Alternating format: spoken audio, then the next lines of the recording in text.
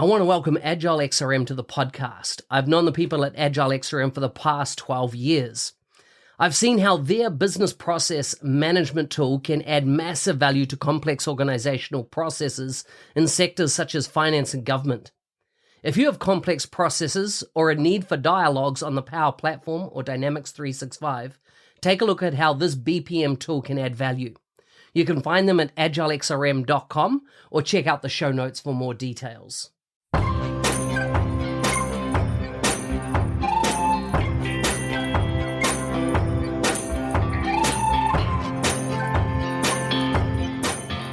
Welcome to the MVP show. Before we chat with today's guest, have you heard about the 90-day mentoring challenge and you want to get involved? Take your career to the next level for free.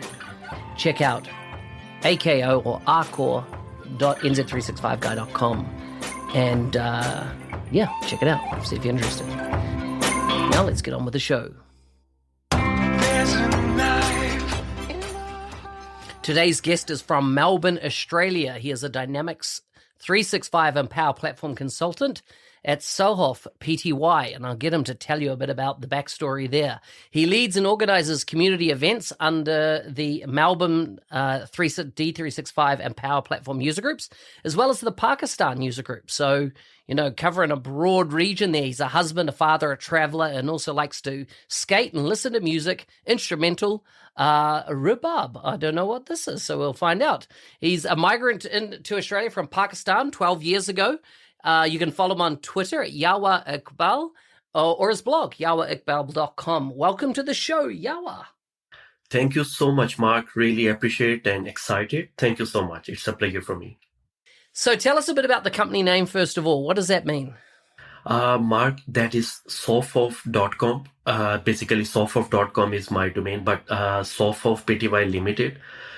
Years back in Pakistan, when I was trying to start working as an offshore company, with IT companies, that's a continuous problem, like finding a branding name. That's a big challenge. And luckily, I found Sohoff. That is, if I'm correct, that is a German word, and it means software farming, similar to agriculture farm. So basically, software farming. Oh, very cool. Very cool. And tell me about the instrumental music you like.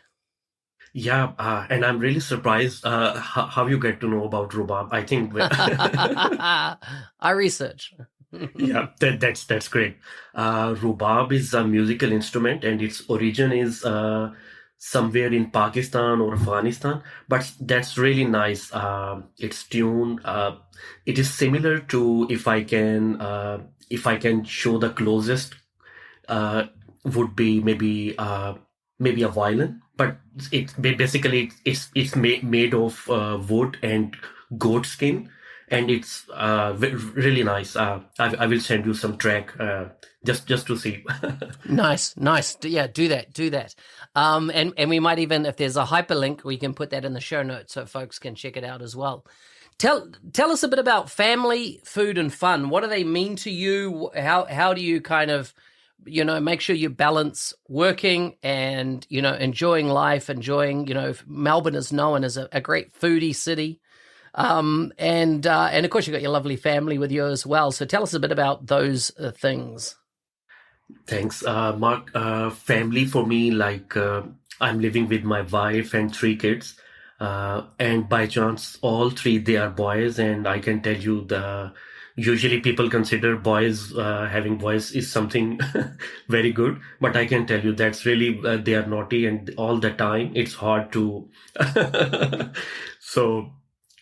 Yeah, we are living here in Melbourne since last 12 years, and my wife, she's a housewife. She's supportive. Previously, she was working as a teacher, but since being a housemaker is in itself is a big thing and very demanding as well. So thanks to her, she's looking, and actually she's someone who helps me in doing many things. I got time for my job, for community work, and of course, my family is really one of the most important things for me.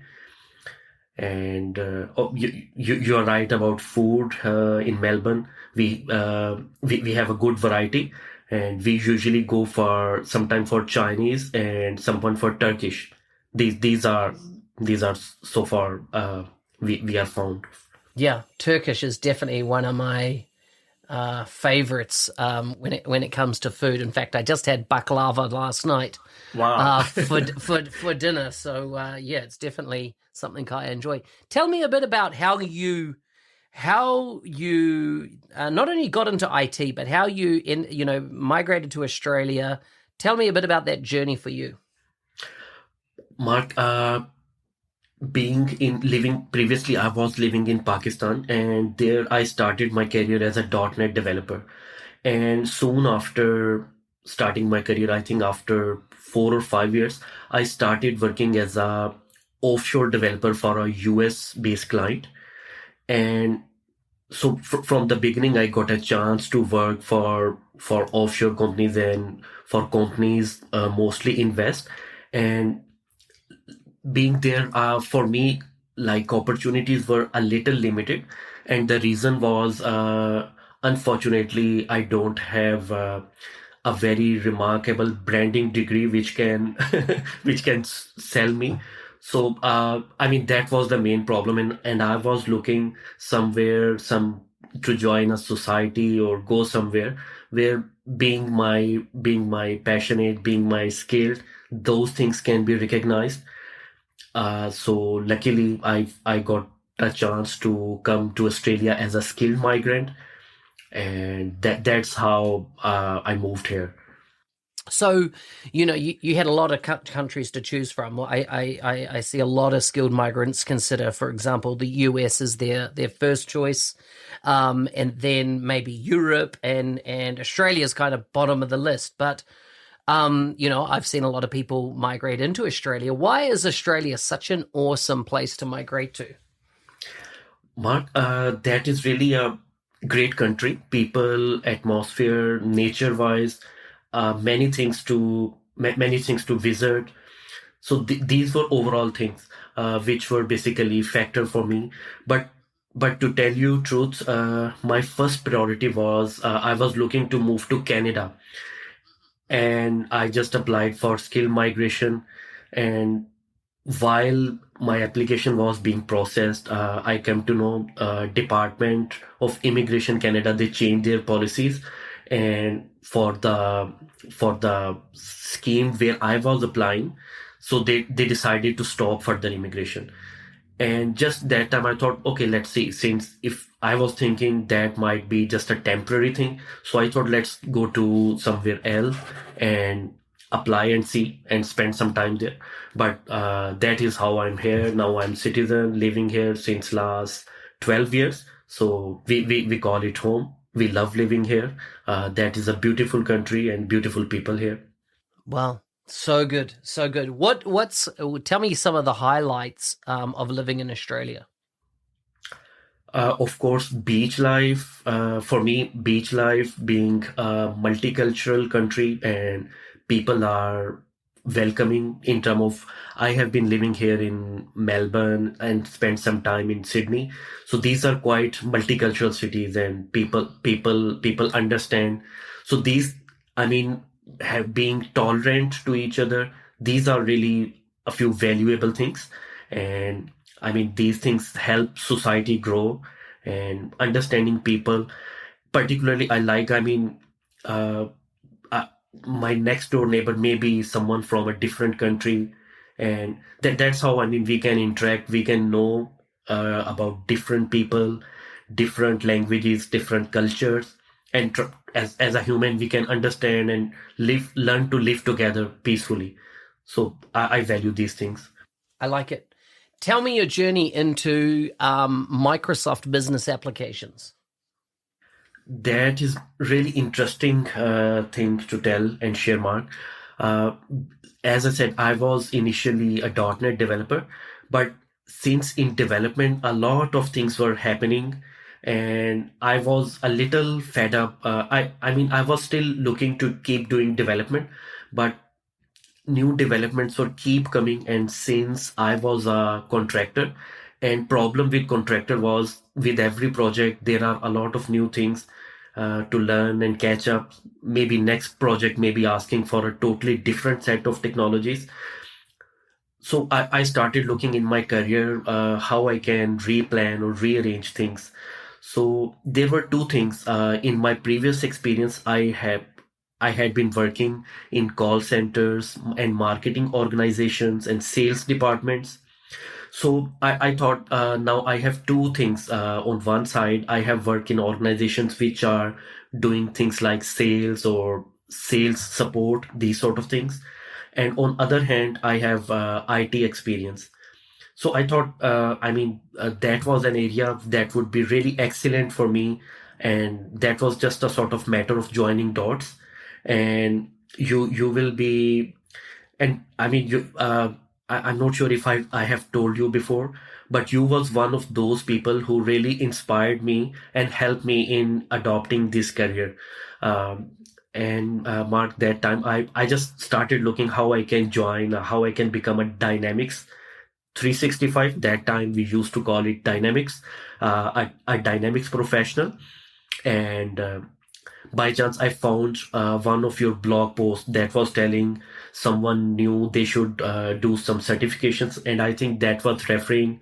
I think that was 715 that time, 715 and 716, and I thought that's it, and I started doing. I did two certifications, and luckily sooner after that I got a chance to work in a project that was integration work. So I was still doing .NET, but that was integration with CRM. That time we used to call it CRM.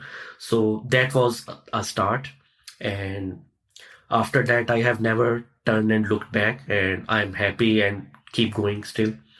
So good, so good. Tell me a bit about how your MVP journey, and then once you've talked a bit about that, what's different now that you're an MVP? So let's start with your journey first of all. Yeah. Mark, so first of all, I want to mention I was nominated by Stefano Tempesta here. Uh, and that was another thing where your videos also helped. And since I was a graduate, I graduated from 90 days mentoring challenge. So we had some conversation, and being involved in community, that was always something for me. Even in 2009 when I was a .NET developer, even that time I was doing some blogging and some answering questions on ASP.NET forums. Even that time I was involved, but it was not that extensive. But later I discovered and learned that is a good way of keep learning new things and contributing back.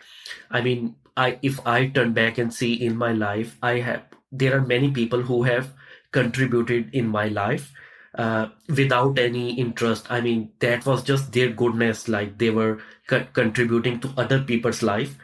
So for me, that is basically same tradition. I want to pay back to the people, and also it is helping me in career. Like I am learning new things and sharing with community. It just gives passion and strength of keep going. Mm-hmm. And I like it. Yeah. So good, so good. Tell me, so you got nominated, you become an MVP. What was that first experience when you start getting access to the Microsoft product team, to resources, to the whole MVP community, and what we call the MVP family? Tell us a bit about that feeling. Mark, I just on lighter side, I will say it was similar to when someone get married. Mm-hmm, mm-hmm. And I mean, very excited, and many good things just became a part of larger group of people where people can interact, they can support you, you can support them, and of course, having people where you can interact within Microsoft, that in itself is great. And I can tell people and community, like, it brings some opportunities as well. I will share two things. Just immediately after, since we know like market is good and Many times people are looking for resources, but with me, it never happened. What I'm going to tell. One of the company, their CEO approached me and they introduced and said if I'm looking to join, they just provided that is my email ID. Please connect with me. I mean, for me, that was a good experience. And another thing was, I'm not saying I'm afraid of being into interviews, but I experienced in a situation, they just said, "That's understood. Leave these things on side. Let's just discuss what this project is." So, what I'm trying to tell is, community recognize important of being an MVP, and this is because MVPs can contribute and bring really good to projects because they have insights about what is coming next. They are passionate, they have links, and with these things they can bring more value to projects, teams, and partners. So that is really something good, and I will encourage anyone who is working in community, though it should not be an end goal to become a MVP. And rather, I will like to share here a tip. If someone is looking to become an MVP, just make your intention to help your human fellows, and it will it gives strength to keep doing, like that feeling, I'm contributing to people's life, I'm contributing to community. It gives us strength, and I think just having that wish, like I want to become an MVP, it can't give that strength to keep doing, because it is not a short term thing, it is a long journey. And getting recognized and Microsoft awarded, so first of all, I want to encourage people who are in community, keep doing. That's a good thing. And another thing is, just make an intention, like we are doing that for community, and ultimately good will happen. Good will come back to you sooner or later. You will be recognized. And thanks to you as well. You were inspiration for me, Mark. Thank you. One last thing before we go to quick fire questions. I'm really, I've seen a lot, in across social media, etc., about the Pakistani, let's say, movement, right? Lots happened in Pakistan in the last 12 months within Dynamics 365 and the Power Platform. Tell us a bit about what's changing there and why there's such a great momentum happening.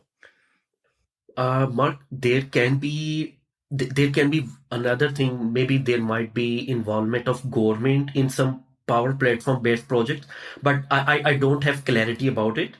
But another thing is, there are some big IT companies and they are in momentum and they are gaining more business. And also, like people, I am working and many other people, they are recognizing it and they are trying to pay back to community and develop community there as well. So that's another thing, like since we are working here as well, but we know, like I know when I started my career, there were issues. I was not finding guidance. So I know there is need for guidance to people. So that was another thing. That was another thing when we started Pakistan user group as well. That time as well. That was, since being now with new normal, I think working remotely and doing session or community working remotely, that is norm now. But we have tried to emphasize there and develop people and connect people as well. And I was really surprised. There are a lot of people already there. They're working. We just have tried to connect them.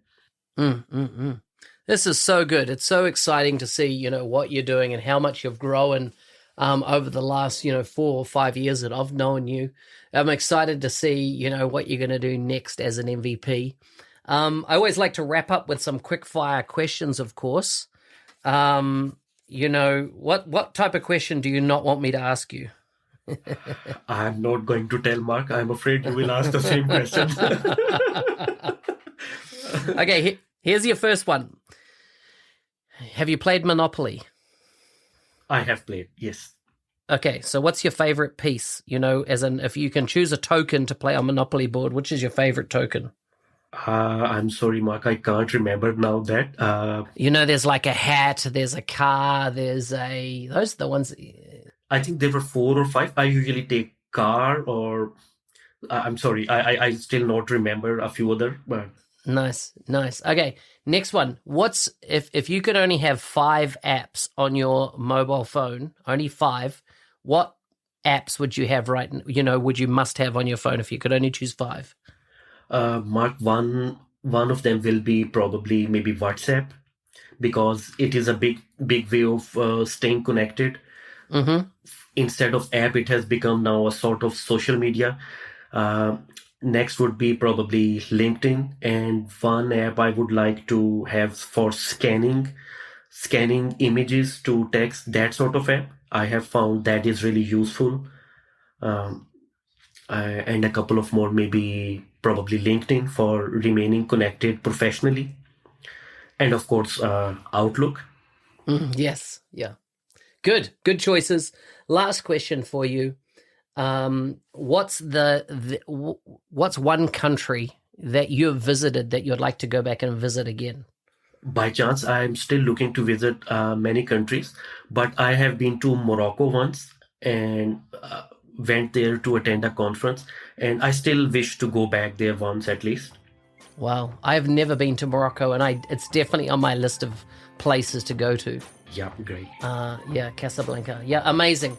Yawer, thank you so much for coming on the show. Thank you so much, Mark. I'm honored, and it was great to chat with you. Thank you so much.